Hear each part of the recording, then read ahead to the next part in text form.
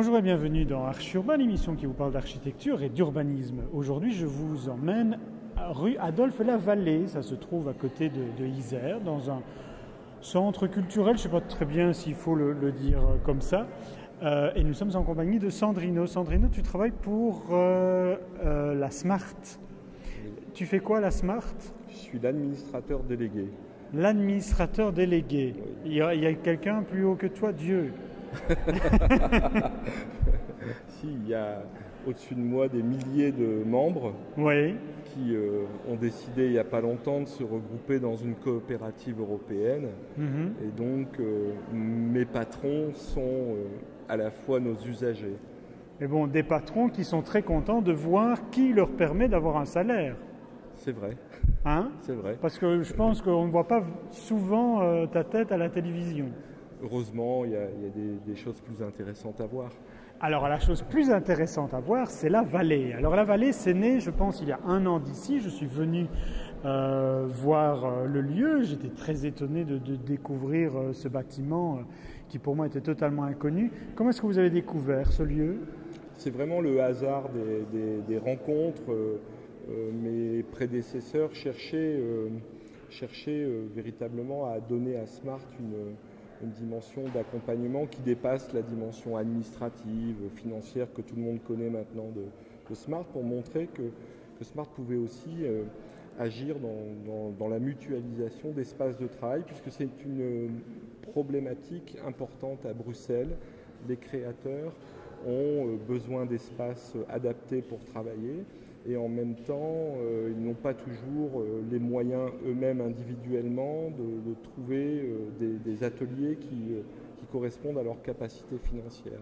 Mais c'est aussi alors la volonté de Smart de mettre en avant ses membres, de pouvoir les exposer, mais aussi, pourquoi pas, de se créer une collection? La première, tu l'as dit, c'est effectivement aussi de co-gérer un lieu avec des artistes, donc oui. de vivre avec eux, aussi de mieux comprendre au quotidien, dans la proximité, leurs besoins, comprendre comment on peut les accompagner, les aider.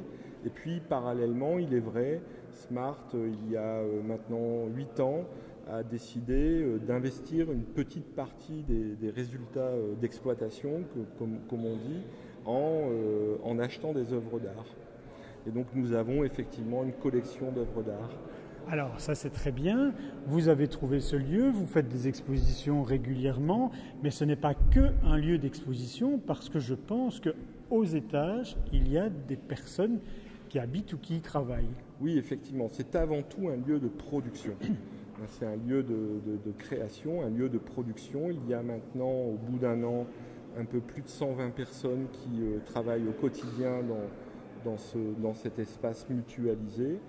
Est-ce que ce lieu est unique au monde, ou bien est-ce que Smart a développé des lieux identiques comme celui-ci ailleurs en Belgique ou ailleurs à l'étranger?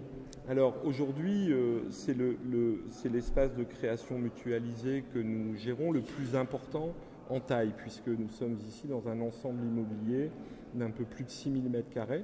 Mais nous avons également un autre projet que nous gérons sur la commune de Saint-Gilles, la Bruxelles Art Factory, la BAF, également à Liège avec le centre des tanneurs, à Mons avec le centre Belleneux.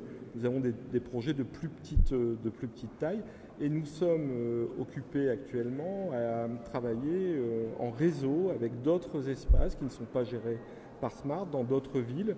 Et notamment, nous avons, il y a 1 an, fait la rencontre d'un lieu géré à Berlin qui s'appelle Urban Spray. Et nous avons décidé de travailler en réseau avec d'autres espaces. Voilà. Alors, on va se quitter quelques instants, Sandrino, parce que je voudrais que l'on parle d'un autre lieu culturel bien plus ancien que celui-ci, qui vient d'être rénové. C'est presque une dame centenaire qui a été rénovée. C'est le Théâtre Royal des Galeries. On va aller retrouver l'architecte Philippe Verdussen du bureau Archi 2000 qui a œuvré sur sa rénovation.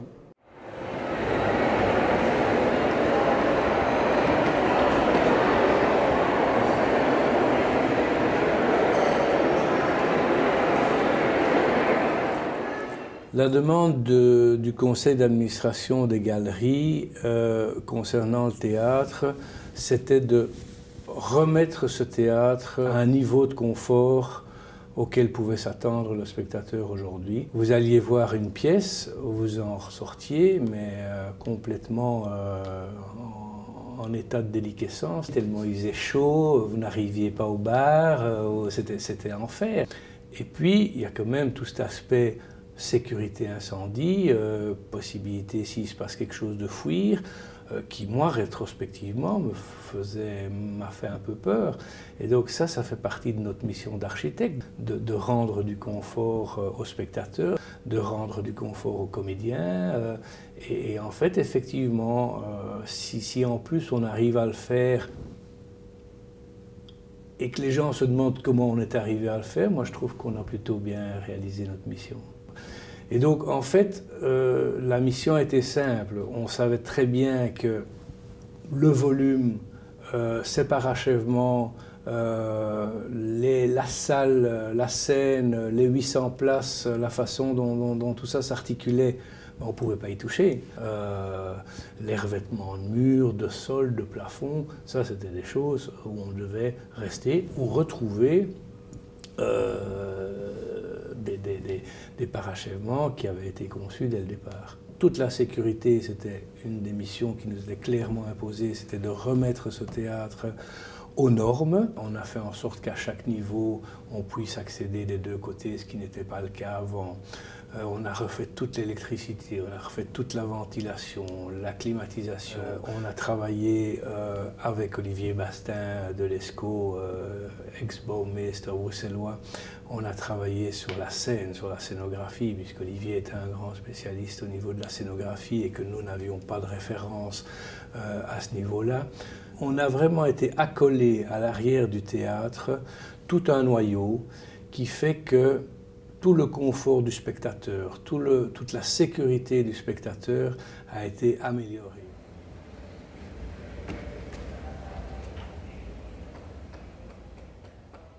Dans le dos du théâtre, il y avait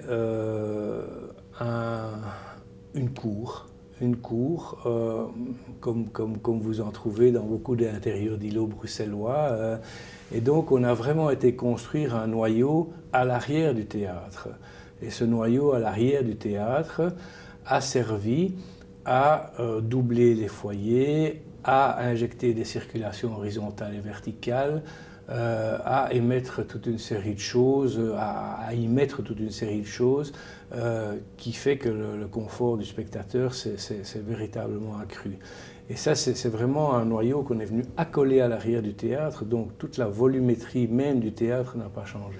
Et on s'est aussi penché sur tout le confort des acteurs, si vous voulez, parce que dans tout le back-office, derrière la scène, du côté de la Galerie des Princes, il y a tous les locaux qui servent de régie, il y a tous les locaux qui servent au maquillage, à l'accueil des artistes, à tout ce qui est réserve de costumes, etc. Tout ça était dans un état absolument catastrophique. Ce qui est aussi assez complexe, c'est qu'on a dû intervenir en 3 phases, puisqu'on a dû chaque fois intervenir pendant les 4 mois d'arrêt. Le théâtre est en activité, il y a des répétitions la journée, etc.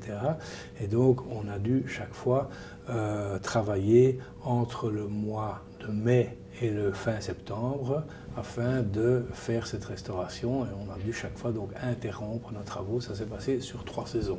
Et je pense que ce qui est bien aussi dans cette restauration, c'est que en fait, tout le monde se rend compte qu'il s'est passé quelque chose, mais ils ne savent pas très bien ce qui a changé. Mais ils sont plus à l'aise, ils sont plus confortables, ils circulent mieux, il y a plus de place dans les foyers, et ils se demandent tous comment on l'a fait. Et ça, c'est assez amusant parce qu'ils ne se rendent pas très bien compte. Et ce qui est chouette, c'est que vraiment, notre intervention a été là également, je pense, assez juste dans le fait qu'on a respecté vraiment ce théâtre, sa configuration, les 800 places, il n'y a pas une place qui a changé. Il y a juste l'ajout de ce noyau à l'arrière qu'on est venu accoler au théâtre qui a tout changé.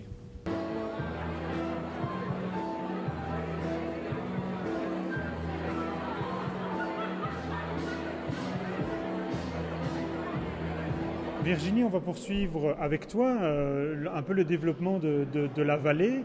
Sandrino vient de dire qu'il y avait des ponts entre Bruxelles, Berlin et même vos autres endroits mutualisés, je suppose. Comment est-ce que ça se passe ?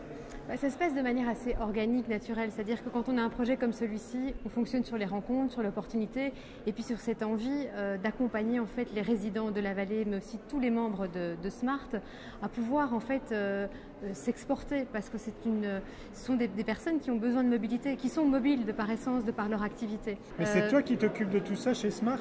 Non, on est toute une équipe et c'est surtout porté par Pierre PV en fait. Moi, je pensais que Pierre ne s'occupait que des barbecues et des DJ. Ah, il fait ça très très bien aussi, mais ça c'est plus son hobby. Ah, c'est ça. Bon, alors, est-ce qu'il y a un site internet où l'on peut avoir toutes les informations si on veut savoir qu'est-ce qui va se passer durant cette saison à la vallée ? Alors, vous avez la page Facebook de la vallée, ça c'est le meilleur moyen. Alors, on a un site aussi Creative C'est la Spot. vallée en un mot. Hein. La vallée en un mot. Référence au nom de la rue. Adolphe Lavallée. Qui est Adolphe Lavallée ? Oui. Eh bien, écoutez, mais moi je mets au défi ceux qui nous regardent et de nous dire qui était Adolphe Lavallée parce qu'on cherche. On ne sait toujours pas. Non, c'est vrai ? Non, on cherche, vraiment. Ah, donc Et ça ne se trouve pas sur Google. Merci Virginie. Merci. Quant à nous, on se retrouve pour de nouvelles émissions Archi Urbain, bien évidemment, la semaine prochaine sur BX1. Vous pouvez voir et revoir cette émission parce qu'elle repasse toutes les heures 15 sur BX1 jusqu'au dimanche soir, mais également sur Internet, sur le site archiurbain.be. Merci beaucoup et à la semaine prochaine. Au revoir.